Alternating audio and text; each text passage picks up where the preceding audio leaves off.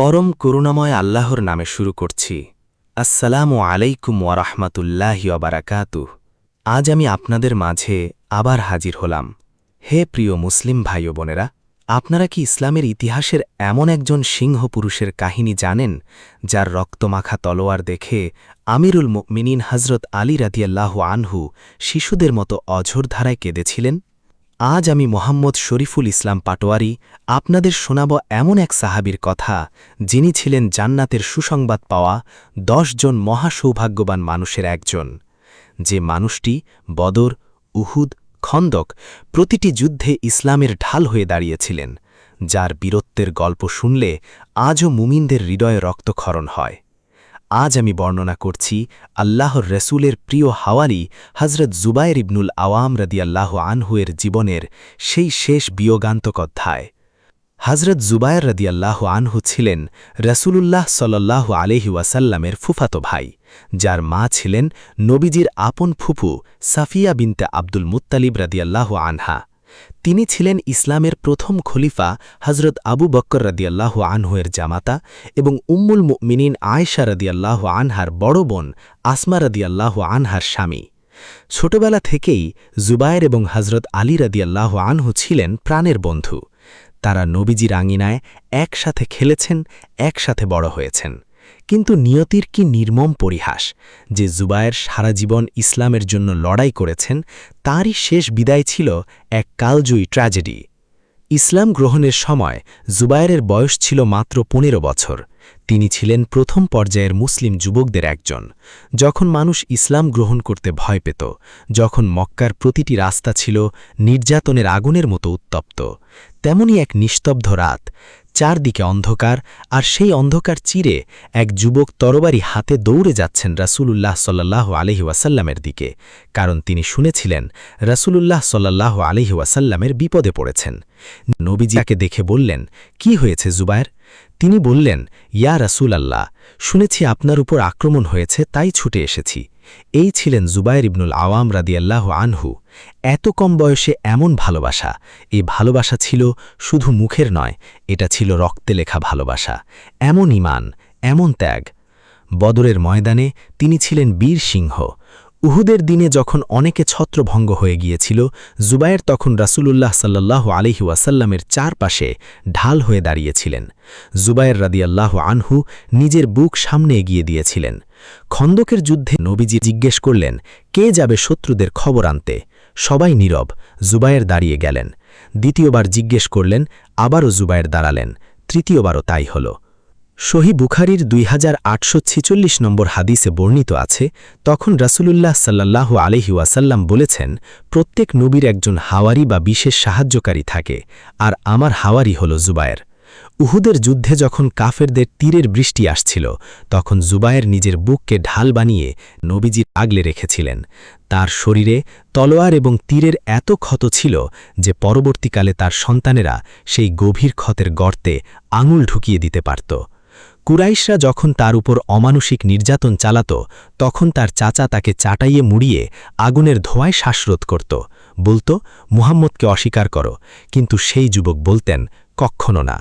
জুবায়ের তার চাচাকে চিৎকার করে বলতেন, হে চাচা, আমার প্রাণ গেলেও আমি মুহাম্মদ সাল্লাল্লাহু আলাইহি ওয়াসাল্লামের ধর্ম ছাড়ব না। আজ আমরা সামান্য কষ্টে দিন ছেড়ে দেই, আর তারা আগুনের ধোঁয়ায়ও ঈমান ছাড়েননি। কিন্তু বন্ধুগণ, এই কাহিনীর মোড় ঘুরে যায় যখন এই মহান বীরের পিছু নেয় ইসলামের ইতিহাসে ঘাপটি মেরে থাকা এক মুনাফিক ও চক্রান্তকারী, যার নাম ইবনে জুরমুজ। এই ইবনে জুরমুজ জুবায়েরের উপর দীর্ঘদিনের ক্ষোভ পুষে রেখেছিল। যখন জুবায়ের যুদ্ধের এক অস্থির পরিস্থিতি থেকে নিজেকে সরিয়ে নিয়ে শান্তির সন্ধানে মদিনার পথে ফিরছিলেন, তখন এই ধূর্ত ইবনে জুরমুজ ছদ্মবেশে তার সাথী হয়। সে অত্যন্ত বিনয় দেখাইয়া বলল, হে আল্লাহর রাসূলের হাওয়ারি, আমাকে আপনার সাথী করে নিন। জুবায়ের রাদিয়াল্লাহু আনহু তাকে সরল মনে বিশ্বাস করেছিলেন। তিনি জানতেন না যে এই লোকটির বুকে ইসলামের প্রতি ভালোবাসা নয়, বরং জুবায়েরের প্রতি আজন্ম হিংসা এবং ক্ষমতা পাওয়ার লোভ লুকিয়েছিল। ইবনে জুরমুজ জানত, জুবায়ের যখন তরবারি হাতে ময়দানে থাকেন, তখন তার সামনে দাঁড়ানোর সাহস পৃথিবীর কোনো বীরের নেই। তাই সে বেছে নিল ইতিহাসের সবচেয়ে কাপুরুষোচিত ও জঘন্য পথ, মরুভূমির নির্জন প্রান্তর, যার নাম ওয়াদিউস সিবা।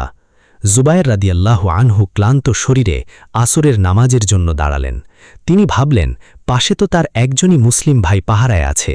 তিনি যখন মহান রবের সামনে সিজদায় অবনত হয়ে বললেন, সুবহানা রব্বিয়াল আলা, ঠিক সেই মুহূর্তে ইবনে জুরমুজ পিছন থেকে নগ্ন তলোয়ার দিয়ে হামলা চালালো।